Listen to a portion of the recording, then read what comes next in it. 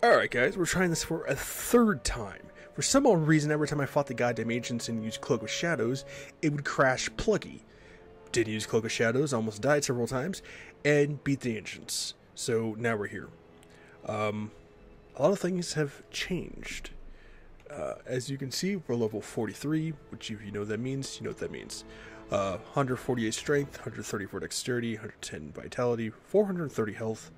We're doing 353 to 652 damage with Blade Fury, and roughly about 450-ish to almost 1,000 damage with Dragon Claws. And that's the reason we have Bartuk's Cutthroats. As you can see, I'm not going to go through the whole explanation, but I have one on both claws. It's the best martial arts ones you can actually get. So there's that. Seen that one. Actually, no, you did not see this one, I don't think, because it was probably the crash video. But we're using Steel Skull herself for that extended increased attack speed. We're using the other one, the two traps. This amulet I keep around just because it's required at level 30, but it gives you really good resistances, in a sense. Using duplicates of the same rings of Rune Grip, so gives you guys extra lightning damage and resistances. And then we're using Mav's Gloves for that extra 10 strength, extra 15 dexterity, but mostly for the 6 to 18 cold damage. So yeah. And with that being that, I mean, it shot up our damage like real quick.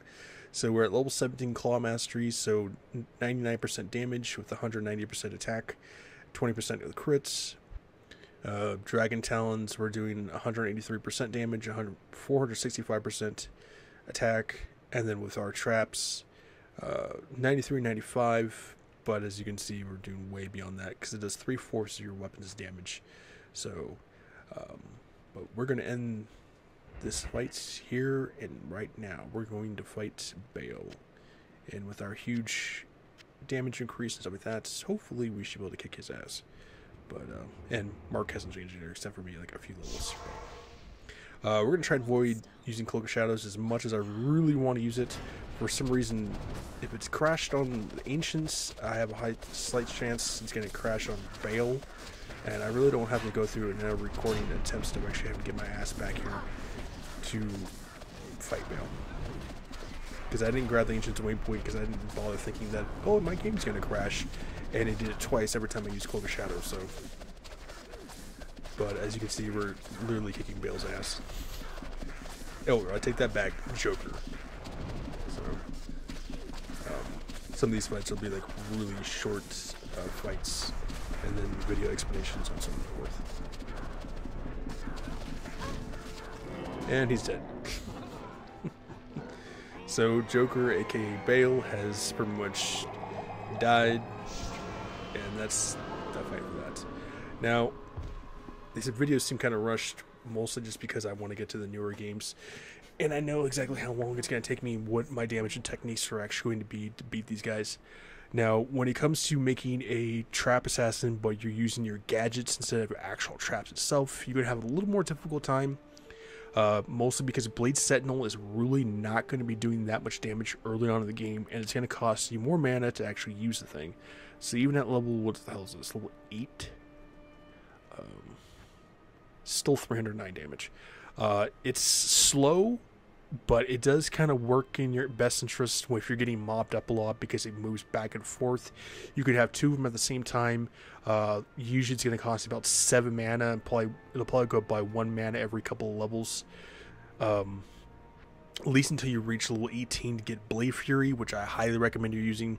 It comes in really handy in tight corners and narrow paths like Maggot Lair and the Arcane Sanctuary, where if you're going to use an Act 2 Mercenary, make sure you really tank him up so that you can just use Blade Fury for that. Even as you see the cost, it's only 3.2. At the time it was like 1 mana per blade that you would send out, so not really that mana cost effective. And since it does 3/4 your weapon's damage, you could use a two-handed weapon. You can use dual wielding. Like I said, I chose to use strictly assassin claw weapons to make the game more difficult, because they don't do that much damage at the very beginning of the game. If you can get a hold of some rare ones that give you bonuses to your cold, lightning, fire, poison damage, that's what's really going to come in handy. They are based off attack speed too, so the slower your attack speed is, the slower you're going to get these things out. But I was just pretty much just throwing them out there like crazy, so better attack speed you can get, the faster you can put them out. Basically like just machine gunning shurikens out there, and you just pretty much wipe the floor with all the enemies. Since this is OG Diablo 2 and not remastered, I'm pretty sure, I'm not sure even in the remastered one if they have synergies to the rest of the traps. Knowing Blizzard, I highly doubt it. I really wish they would have made one. The more points you put into Blade Sentinel, the more points you get into Blade Fury. Just didn't happen the way they designed it. Especially same thing with Blade Shield. You know, it could have got synergies from these two, max out these two, get more damage from Blade Shield. But however, this is only does 1/4 of your weapon damage, so it's not really going to help that a lot. Some people will use it just to throw it on there in case they happen to get mobbed up or come across a very powerful mini boss. My personal opinion, it really doesn't help that much. You pretty much just put the 1 point in there just for the kicks of it. Otherwise, don't even bother with it, because later on in the game, especially in Hell's difficulty, the higher level you go, the more powerful enemies you're going to come across. Especially if you're a squishy assassin, Blade Shield is not going to save you no matter what. I chose not to use Shadow Warrior or Shadow Master because it just didn't really make sense, since they're technically clones of the assassin and not an actual separate entity like the Valkyrie or the Druid summons or the Necromancer summons and stuff like that. So I chose not to use that. You can if you want to, if you want to add an extra, like make it an extra sidekick, so you're using something like Nightwing or Robin or something like that, just for the cinematic purposes. I chose not to use Venom or any source of poison because, so far as I know of all the Batman comics, he does not use poison. He'll use fire, he'll use lightning, he'll use cold or electricity in this case, and he'll use stealth tactics, but I've never seen Batman ever really use poison to actually kill out an enemy. Fade you can use if you're really struggling with those resistances. I pretty much just stuck with burst of speed because I know how my build was going to go for that extra attack speed. Definitely work on your claw mastery. It does help. It will usually give you between 3 to 5 extra points to your Blade Fury, so you can just max that out. Psychic Hammer, don't even bother with. Weapon block, I really suggest putting maybe only 1 point in your weapon block unless you plan to use actual straight physical martial arts, and then keeping your Blade Sentinel, your Blade Fury, as for extra support for you to keep your distances for stuff like Scarabs or Claw Vipers that have that charge attack or that bolt attack that's really going to knock your health down a lot. Mind Blast, Blast Check. Batman doesn't have psychic powers. He is detective, but I don't really count that as being the same thing, so I decided not to use Mind Blast. Mind Blast kind of works like Convergence with the Paladin.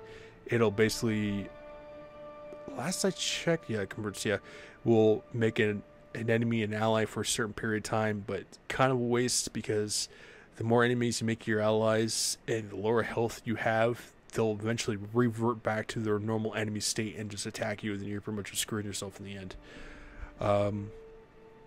It comes to elemental martial arts. Batman doesn't really use that. He's just pretty much just a straight physical powerhouse.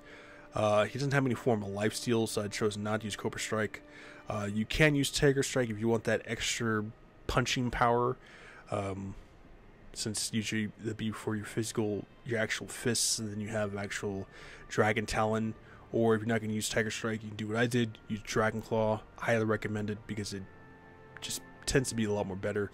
And with this one, you actually have to continuously hit your enemy every 3 times to get that more powerful attack. Dragon Talon, Explosive Kick, last I checked, Batman and exploding enemies with his kicks, so that's not happening.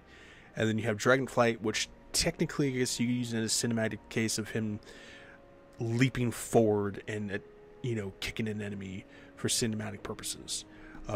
Mercenary, your choice option, but if you're really going to stick to a cinematic purpose, I would suggest using an Act 2 Mercenary or an Act 1, because you do have ones like Batwoman or Batgirl, for that characteristic style, or you can use your Act 2 Mercenary for people ones like Damian or the other versions of Robin or Nightwing, where they might actually use some form of pole arm or spear and stuff like that.